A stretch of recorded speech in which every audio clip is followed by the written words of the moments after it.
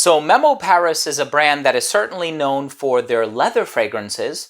There's Irish leather, there's Russian leather, there's African leather, and I've actually done a review of several of those fragrances. Today we're going to be taking a closer look at the brand new release by Memo. This one is called Iberian Leather, brand new fragrance for 2022. I'm excited to give you my thoughts on this fragrance, so make sure to stay tuned.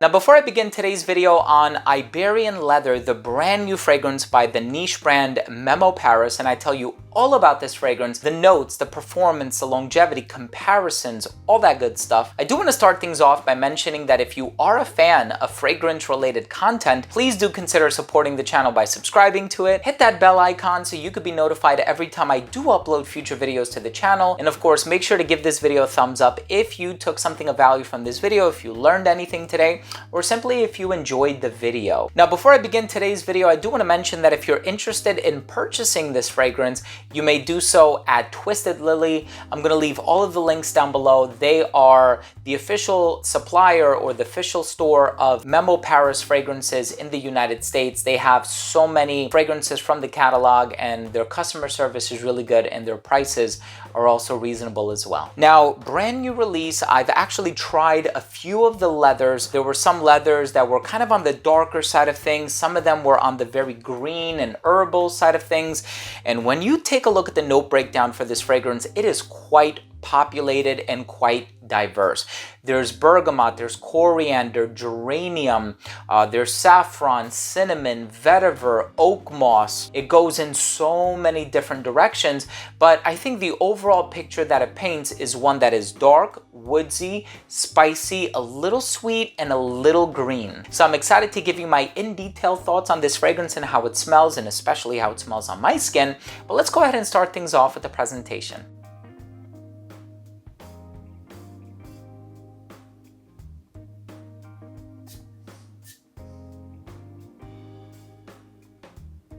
Now, the opening of this fragrance is really dark, and not dark in the sense that it's smoky or anything like that, but it is a little bit on the challenging side of things. And the reason I say that is because there's a lot of saffron, there's a lot of spice in here, and there's also a lot of oud and patchouli. So it kind of has like this herbal, slightly smoky vibe to it, but it does have this lingering sweetness in the base that makes it very accommodating. And so in terms of a leather-based fragrance, it's not overly aggressive. It is domineering a little bit, but it's not overly aggressive while it is assertive, right? So it opens up with this combination of coriander and saffron, and the saffron is really what contributes to that leather accord that is in this fragrance. However, you're going to get a little bit of refreshment with the bergamot and the geranium, and there's actually a touch of jasmine in here as well, along with rose.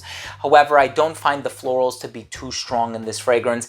And even that slight refreshment that you might get in the opening, it really doesn't last for more than like 5 or 10 minutes, right? Just gives it that nice little pop to get you noticed in the opening so that people can perceive the fragrance on you, and it contributes to the non-linearity of the fragrance. Now, after you give this fragrance about 5 to 10 minutes to settle down, you do have this interplay between cinnamon and vanilla. And what that does is it actually makes things a little bit sweeter, and I do enjoy that, right? So you have this lingering sweetness that is probably only like 25% of the fragrance. So if you're expecting a really, really heavy leather fragrance, you're not gonna get it from this. If you're expecting a really sweet leather, you're not gonna get it from this fragrance either. It's actually just a touch of sweetness in the base alongside the green elements that creates this really nice complexity and diversity in the blend. Now, I said green, what am I talking about? There's patchouli, there's vetiver, there's fir balsam, there's oak moss. So you have this like exchange of these green personalities, and they all sort of coalesce to give it this very resolute and grounding quality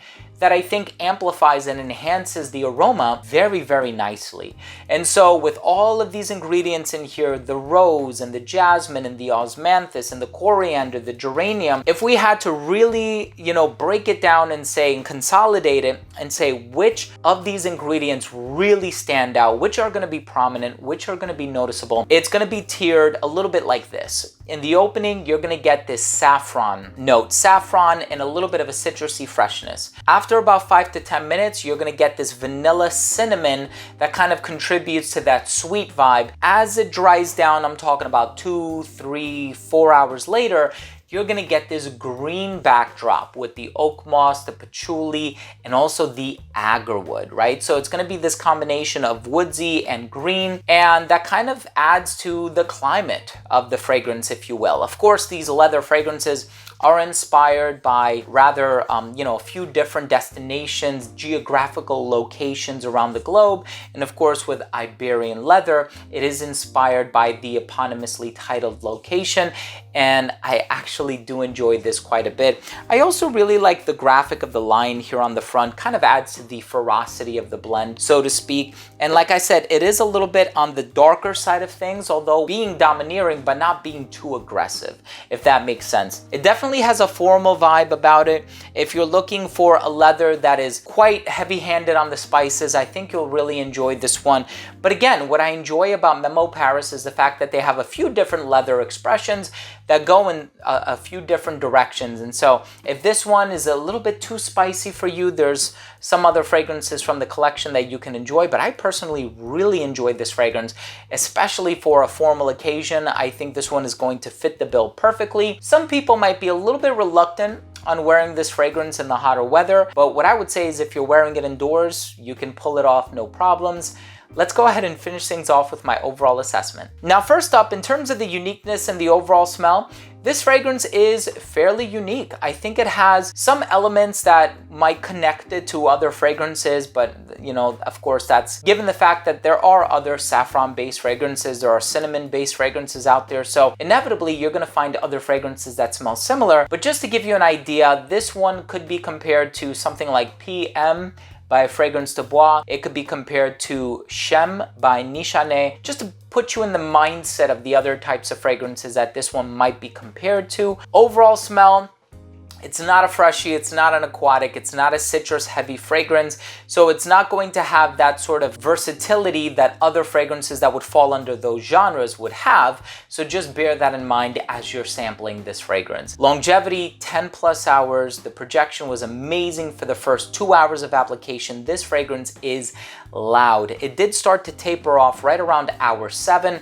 but it does last for a very long time on the skin. In terms of the versatility, I think this one is going to be a cold weather beast. It's going to do really well in the autumn and the winter time. Perfectly unisex, although some people would argue that it leans a little bit masculine on account of the oud and the green elements in the base and some of the darker tendencies, especially the leather. And I think this one will probably cater to somebody who has a little bit more experience dealing with niche fragrances as opposed to like a high schooler or something like that. So probably somebody who's a little bit more experienced would fully enjoy what this fragrance has to offer. In terms of the presentation, I really do like the plaque, I like the graphic, and I like the aesthetic of the brand. My final verdict is, if you're looking for a bold and charismatic leather fragrance, you don't mind spices in your fragrance, but something that is kind of made a little bit more amicable through the use of some sweet ingredients like cinnamon and vanilla with a green, earthy, and woodsy base, definitely check out Iberian Leather by Memo Paris. I hope you enjoy it. Once again, Twisted Lily does carry this fragrance. They carry Memo Paris as well as many other hard to find niche brands. Thank you for joining me today. If you enjoyed today's video, make sure that you support the channel by subscribing to it. Please, it would mean so much to me. Hit the bell icon so you could be notified whenever I do upload future videos to the channel. And once again, give the video a thumbs up if you enjoyed it or if you learned something today. Thanks again for watching. Love you all. We'll see you next time.